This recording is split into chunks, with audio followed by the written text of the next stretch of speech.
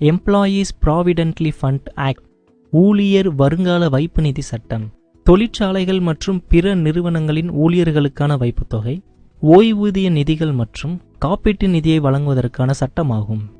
இச்சட்டத்தின் திட்டங்கள் பின்வருமாறு: ஊழியர் வருங்கால வைப்பு நிதி திட்டம் 1952, that is employees provident fund scheme 1952.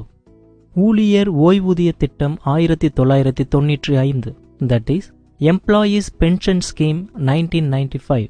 ஊழியர் சேமிப்பு வைப்புத் தொகை காப்புறுதி 1976, that is employees deposit linked insurance 1976. இபிஎஃப்பின் பங்களிப்பு, that is contribution of EPF. அடிப்படை சம்பளம் மற்றும் தினப்படியின்படி ஊழியரின் பங்கு 12% ஆகும்.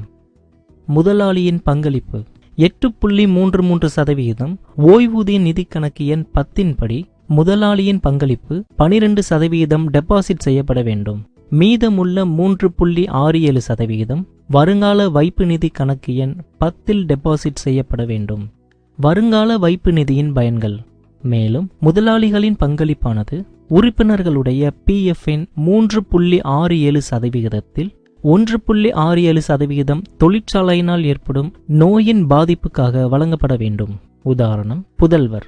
நிறுவனங்களின் பங்களிப்பிற்கு இபிஎஃப்ஓ உத்தரவாதம் அளிக்கிறது மற்றும் அரசாங்கம் பிஎஃப்க்கு தகுந்த வட்டி தருகிறது. வாழ்க்கையில் ஏற்படும் அவசர நிதி தேவைகளை பூர்த்தி செய்வதற்கு இதனை பயன்படுத்திக் கொள்ளலாம். துஷ்பிரயோகம் செய்யப்படாவிட்டால் திருப்பி செலுத்த வேண்டிய அவசியமில்லை. இறப்பு நன்மைகள், டெத் பெனிஃபிட்ஸ்.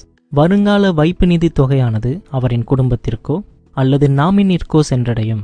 ஓய்வூதியமானது அவரது குடும்பத்திற்கோ அல்லது பெற்றோருக்கோ அல்லது நாமினிற்கோ சென்றடையும். திரும்ப பெறும் ஓய்வூதிய மூலதனம், that is capital return of pension.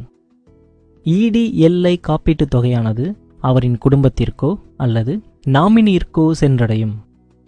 Nominee என்பவர் அலுவலகத்தில் உறுப்பினராக சமர்ப்பிக்கப்பட்ட தகவலின்படி ஃபார்ம் 2 மூலம் அடிப்படையில் நியமிக்கப்பட்டவர்.